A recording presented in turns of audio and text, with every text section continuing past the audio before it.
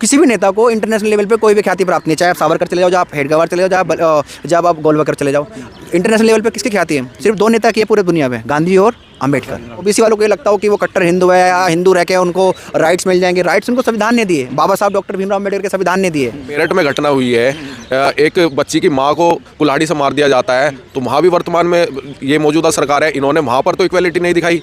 तो हमारे साथ सुप्रीम कोर्ट के वकील हैं। सर, क्या कहना चाहेंगे इस सारे मुद्दे पे कि बाबा साहब अम्बेडकर जो हैं वो देश का संविधान बनाते हैं, लेकिन आज जो है उनकी फ़ोटो जलाई जाती है?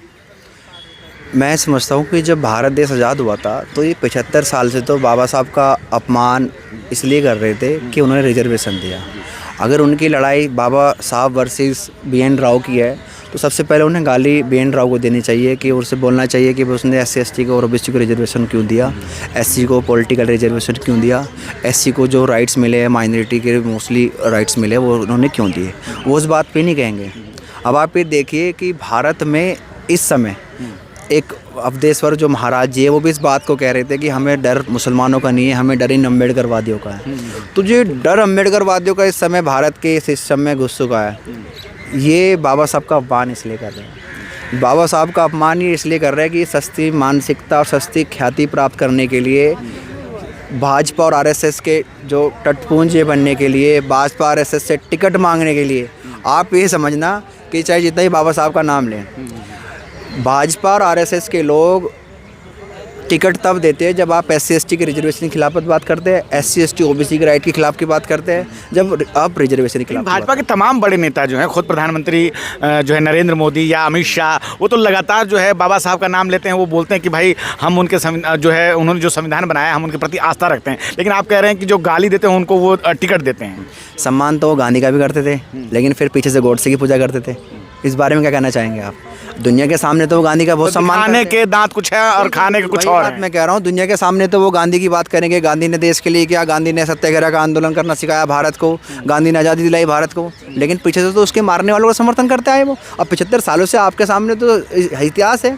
इतिहास में कोई भी RSS का आदमी, हिंदू सभा का आदमी, जनसंघ का आदमी, कभी किसी ने गांधी का सम्मान किया हो तो बताओ मुझे। ये तो उनके ऊपर दबाव है ना, ये दबाव भारत के लोगों का नहीं है, ये दबाव उन पर इंटरनेशनली है।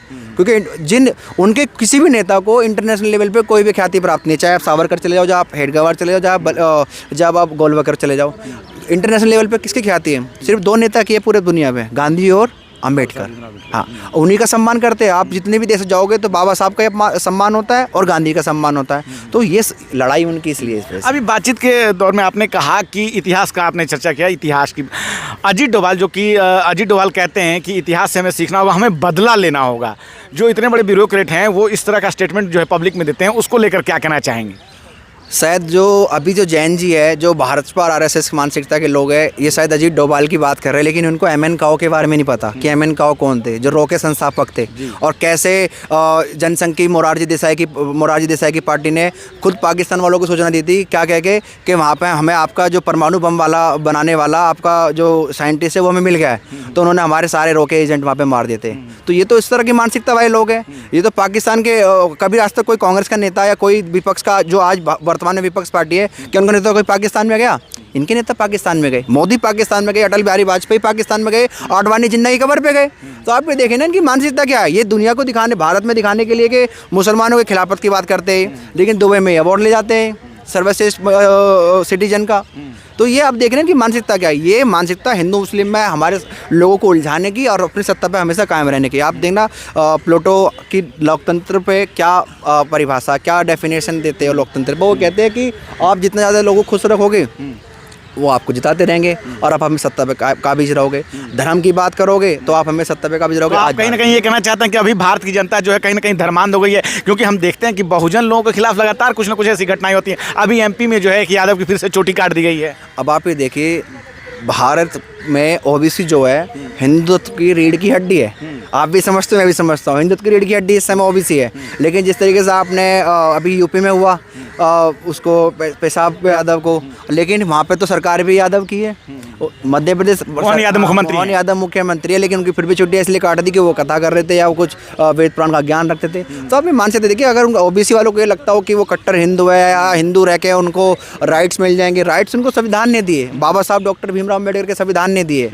उनको जो राइट्स मिले वो संविधान की वजह से मिले, चाहे अपना को कितना भी कट्टर हिंदू बताते रहे। और हम जो आज यहाँ पर खड़े हैं संविधान की वजह से खड़े हैं, हम जो यहाँ पर पढ़ लिख के जो आगे बढ़े संविधान की वजह से खड़े हैं। हमें ना गीता, कुरान, पुराण और कितनी वेद, हमें उनसे कुछ नहीं मिला है। मैं आपको इस सोशल मीडिया के माध्यम से बता देना चाहता हूँ कि हमें SC ST OBC को जो राइट मिला है वो मंडल साहब जो 70% रिजर्वेशन जो इंद्रसानी जजमेंट ने लागू किया था उसकी वजह से मिला है रिप्रेजेंटेशन, और हमें बाबा साहब के जो SC का रिजर्वेशन मिला है उसकी वजह से जो हमारा रिप्रेजेंटेशन आप जो देख पा रहे हो वो सिर्फ वही है उसकी वजह से। चलिए ठीक है, हम सर से भी बात करना चाहते हैं। सर क्या कहना चाहेंगे जिस प्रकार से देश में लगातार जो है बहुजनों के खिलाफ जो है अत्याचार बढ़ते जा रहे हैं। अभी मेरठ में जो कांड हुआ वो भी आपको पता है, MP में जो है चुटिया काट दी गई, लेकिन दूसरी तरफ जो है हिंदू धर्म को लेकर जो है लगातार कि हिंदू राष्ट्र बनेगा ये भी चलता रहता है। तो क्या चल रहा है, और जिस प्रकार से बाबाओं को संरक्षण और उनको प्रोटोकॉल की तरह सुरक्षा दिया जा रहा है, इस पर क्या कहना चाहेंगे आप? सबसे पहले तो मैं ये कहना चाहूँगा कि India is a secular country, यहाँ सभी धर्मों का सम्मान होता है। लेकिन जिस तरह से वर्तमान की जो गवर्नमेंट है, जैसे आपने बताया कि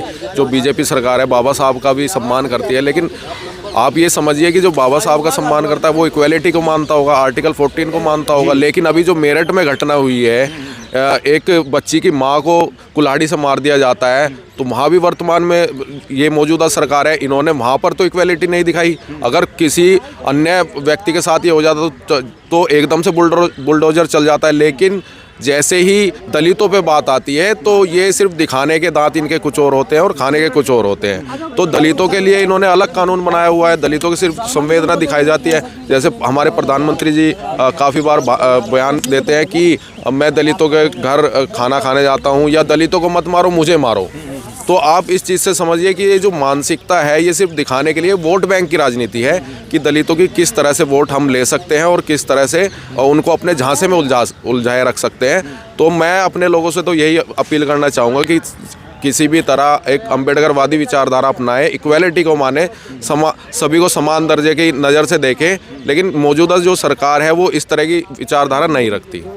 तो हमारे साथ बात कर रहे थे युवा वकील जो कि सुप्रीम कोर्ट में हैं, और जिस प्रकार से देश में बहुजन जो लोग हैं वो मनुवाद के खिलाफ खड़े हुए हैं और उसके खिलाफ लगातार जो है इस लड़ाई को छेड़े हुए हैं कि मेरठ में जो हुआ, मेरठ में हमने देखा कि किस प्रकार से हत्या हो जाती है, उसके बाद बुलडोज़र की कार्रवाई नहीं होती है। सर क्या कहना चाहते हैं, आखिर बुलडोज़र इतना सिलेक्टिव होकर काम क्यों कर रहा है? देखो, मैं समझता हूँ जो जस्टिस BR गवई ने अपना इस पर जजमेंट देकर गए थे, ऑर्डर दे गए थे, कि मैं समझता हूँ कि बुलडोज़र की जो कार्रवाई है बिल्कुल रूप से अनैतिक है। चाहे वो कोई भी हो, चाहे उनके अपराधी हो चाहे हमारे अपराधी हो, वो हमारे लिए कानून की नज़र में सब समान है, ठीक है ना। वो आर्टिकल 14 रूल ऑफ लॉ सभी के साथ एक है और वो कानून के सामने सब समान है। तो मैं बुलडोज़र के खिलाफ़ हूँ, चाहे वो किसी भी लेकिन मेरठ की जो घटना है आपने देखा होगा कि जिस तरीके से हाथरस कांड हुआ था, हाथरस कांड में उस लड़की को वहाँ पे न्याय नहीं मिला या वहाँ पे इलाज नहीं मिला, उसकी वजह से वो अलीगढ़ गए, अलीगढ़ के बाद वो सफदरजंग हॉस्पिटल में आए और सफदरजंग हॉस्पिटल में भी एडमिट करके उन्होंने ये देखा कि भारत का सबसे बड़ा हॉस्पिटल जो एम्स था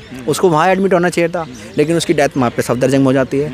तो हमारे लिए चलो ठीक है भाई, रेप तो यहाँ पर निर्भया कांड भी होता, लेकिन आप ये देखिए कि जिस तरीके से उसके साथ सबसे ज़्यादा जो बेअदबी हुई है वो उसकी लाश के साथ हुई है। कैसे इस लाश को रात के 12 बजे बिना परिवार की अनुमति के उसको रात को जला दिया और बिना मिट्टी का तेल वगैरह डाल के उसको जला दिया। तो आप ये देखिए ये बेअदबी है।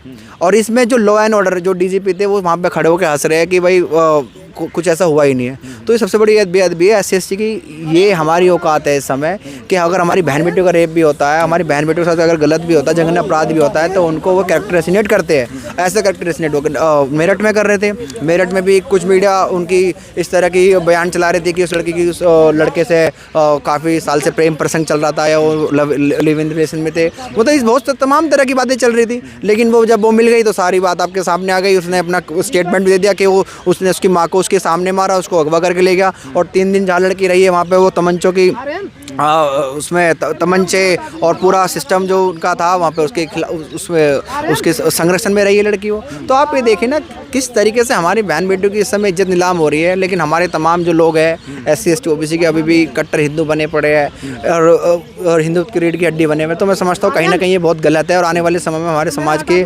रिप्रेजेंटेशन पे और उनके कलेक्टिव राइट्स पे बहुत आहत पहुँचने वाली है। और जो अगर ये समय अभी जो आप देख रहे होंगे बिल्कुल हमारे खिलाफत में ही है, लेकिन कहीं ना कहीं इस बात को देखते हमारी मजबूती इस बात पे है कि हमारे लोग आजकल समझने लग गए हैं और जैसे तमाम जो अधिवक्ता भी है और तमाम जो अन्य रिप्रेजेंटेटिव लोग हैं वो कहीं ना कहीं मुद्दे की गर्म करने के लिए, मुद्दे को आगे बढ़ाने के लिए वहाँ पहुँच जाते हैं। और उस घटना पर जब पहुँचने के बाद तो आपने देखा होगा कार्रवाई बहुत जल्दी हुई और शाम को लड़की मिल गई। लड़की मिलने के बाद फिर आपके सामने तो कार्रवाई चल ही रही है अभी। लेकिन बड़ी बात यह है कि हमारे जो कुछ लोग हैं कुछ सस्ती ख्याति के लिए कुछ मामला उठा देते, लेकिन कोर्ट में उनके लीगल एड नहीं, रिप्रेजेंटेशन नहीं प्रोवाइड कर पाते, लीगल एड प्रोवाइड नहीं करते। तो कहीं ना कहीं लगता कि जैसे हमने देखा होगा कि सीमा खुशवा ने हाथरस कांड को वहाँ पे कैसे आप ये कहना चाहते एक चीज़ मैं आपको ख़त्म करता हूँ अपनी बात। तो फिर वहाँ देखा फिर उन्होंने BJP की सदस्य ले ली। सीमा खुशवा मैडम ने जब वहाँ पे केस लड़ा, उस केस में एक लड़का कन्विक्ट हो गया, बाकी सबको 3 को एक्विटल कर दिया। तो आप ये देखिए जब वो एक्विटल हो गए तो उसके बाद फिर उनको BJP की, पहले तो BSP में थी, BSP की पार्टी में काम करने के लिए तो उन्होंने वो केस लड़ा, लेकिन जब पता है BSP से कुछ नहीं मिला तो वो BJP में चले गए, आज BJP में काम कर रही है। तो कहीं ना कहीं मुझे लगता है कि हमारा रिप्रेजेंटेशन वहाँ जरूर होना चाहिए जहाँ पे वो केस ट्रायल चल रहा हो। लेकिन जिस प्रकार से देश में हिंदुत्व को बढ़ाने के लिए सरकार भी लगातार जो है कार्यक्रम कर रही है, बाबाओं को संरक्षण देती है, तो आपको लगता है कि देश में हिंदुत्व की डोली जो है वो OBC और दलित ही उठा के घूम रहा है? बिल्कुल सच बात है। अभी आपने देखा होगा कानपुर में एक सोनकर विधायक है, उनका बयान देखो आप, कितना शर्मनाक बयान है। वो कह रहे हैं कि अगर कल तक कोई वहाँ पे कुछ घटना हो गई थी, मुस्लिम समाज ने उनको इस तरीके से कह रहे हो कि अगर कल तक जितनी भी वहाँ मस्जिद है कानपुर में, अगर उस मस्जिद के बाहर सूअर का मांस ना पड़ा मिले तो मेरा नाम बदल देना। वो सोनकर कौन है? वो ऐसी तो है, ये कभी भी खुद आगे नहीं आते। ये हमारे लोग आगे करते हैं, वो पता है वो ऐसी है, उसको आगे कर दिया मुसलमानों के खिलाफ। आपने देखा होगा कि संभल में किस तरीके से अब जाके वो 2 साल पुरानी वाली बात, जो 1 साल पहले जो घटना हुई थी जब संभल में डायरेक्ट अनुज CO गोली चला रहा था, तो उसको तो भाजपा वाले बड़े सम्मान कर रहे थे। और अभी गोरखपुर में एक मुस्लिम ने वहाँ पे कोई नमाज वगैरह पढ़ दी थी या कुछ मुस्लिम के बारे में बोल लेता हो तो उसको सस्पेंड कर दिया। तो कहीं ना कहीं मानसिकता हिंदू माइंड सेट वाली है। और आपने भी एक बयान कोर्ट का भी देखा होगा कि वहाँ पे मनुस्मृति के आधार पर उन्होंने फैसला सुनाया। तो कहीं ना कहीं भारत में इंडायरेक्टली तौर पर मनुस्मृति स्टेब्लिश है, लेकिन कहीं ना कहीं हम जैसे लोग जो बाबा साहब को मानने वाले हैं, बाबा साहब के संविधान में विश्वास रखने वाले हैं, उनकी खिलाफत कर रहे हैं और हमेशा करते रहेंगे। क्योंकि आपने देखा होगा कि आज इनकी समस्या मुस्लिम नहीं रहे, मुस्लिम इस समय बिल्कुल शांत बैठे हैं, मुस्लिम कुछ नहीं कर रहे। आज इनकी समस्या कौन है? इसलिए उनकी समस्या सबसे बड़ी अम्बेडकरवाद है। अम्बेडकरवाद। हाँ, यस। तो हमारे साथ सुप्रीम कोर्ट के जो युवा वकील हैं, उन्होंने साफ साफ कहा कि आज के समय में जो है भाजपा के लिए जो है समस्या कोई मुस्लिम संप्रदाय नहीं है, बल्कि वो लोग हैं जो लगातार बाबा साहब भीमराव अम्बेडकर के सिद्धांतों की बात करते हैं। आप क्या सोचते हैं? बाकी अपनी राय हमें कमेंट बॉक्स में ज़रूर बताएं। धन्यवाद।